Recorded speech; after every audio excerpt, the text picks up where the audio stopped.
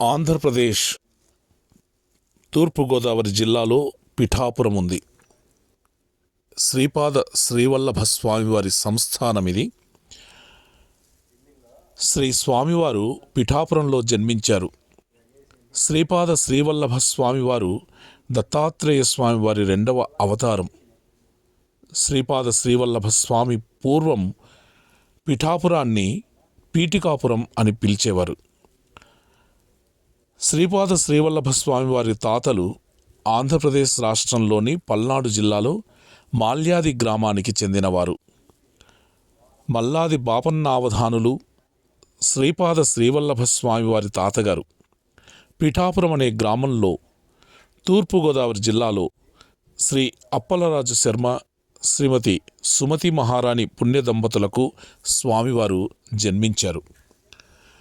శ్రీపాద శ్రీవల్లభ స్వామి యుక్త వయస్సు వచ్చిన తర్వాత అన్ని ప్రాపంచిక విషయాలను వదులుకోవాలని నిర్ణయించుకొని ఉత్తర భారతదేశంలోనికి వెళ్ళి తపస్సు చేసి అనేక పుణ్యక్షేత్రాలను దర్శించి కృష్ణానదికి కర్ణాటక వైపున ఉన్న కురువపురం అనే ప్రదేశంలో స్థిరపడ్డారు. ఈ ప్రదేశాన్ని కురువగడ్డ, కురుగడ్డి అని కూడా పిలుస్తారు. ఇది పిఠాపురంలో ఉన్న శ్రీపాద శ్రీవల్లభ స్వామివారి సంస్థానం. ఎంతో పరమ పవిత్రమైనటువంటి పుణ్యక్షేత్రం ఇది. ఎంతోమంది భక్తులు ఇతర రాష్ట్రాల నుండి కూడా ఇక్కడికి వచ్చి భక్తులు స్వామివారిని దర్శించుకొని తనివి తీరా స్తుతించి ప్రార్థించి తమ తమ కోర్కెలను స్వామివారికి విన్నవించుకొని సంతృప్తితో తృప్తితో ఇక్కడి నుంచి తిరిగి వెళ్తూ ఉంటారు. తమ స్వస్థలానికి వచ్చామా అన్న భావన ఇక్కడికి కలుగుతుంది. చూసారా, శ్రీపాద శ్రీవల్లభ స్వామి ఇక్కడ భక్తులు ఎంతో భక్తితో తన్మయత్వంతో స్వామివారిని ప్రార్థించడం జరుగుతుంది. స్వామివారి పాదాలను స్పర్శ చేసుకొని మనసారా స్వామిని కీర్తించడం జరుగుతుంది. ఇక్కడ శ్రీపాద శ్రీవల్లభ స్వామివారి సంస్థానం ఇది పిఠాపురంలో ఉంది. దీన్ని పూర్వము పీఠికాపురం అని కూడా పిలిచేవారు.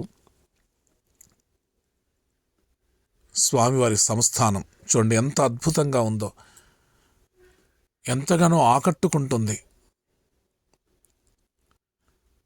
ఎంతో పరమ పవిత్రమైనటువంటి పుణ్య ప్రదేశం ఇది, పుణ్యక్షేత్రము.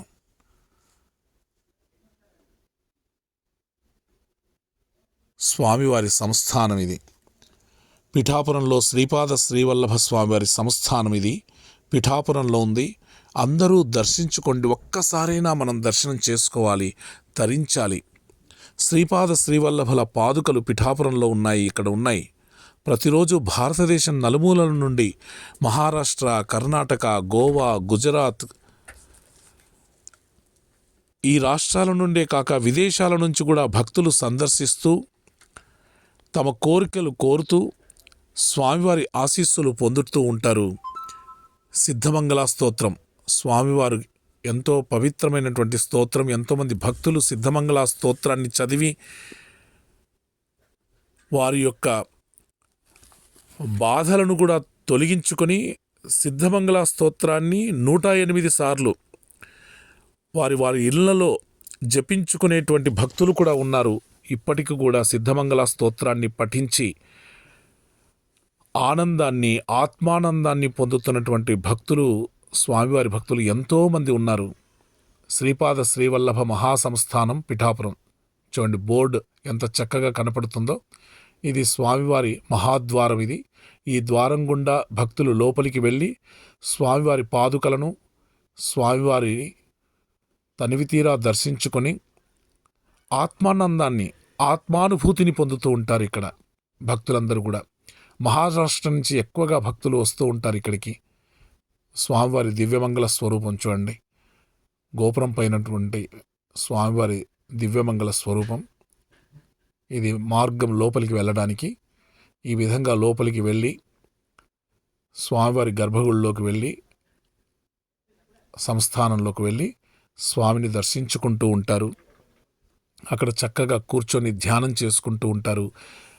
ఔదుంబ వృక్షం కింద స్వామివారి విగ్రహం ఉంది, దివ్యమంగళ స్వరూప విగ్రహం ఉంది. అక్కడ కూడా కూర్చొని భక్తులు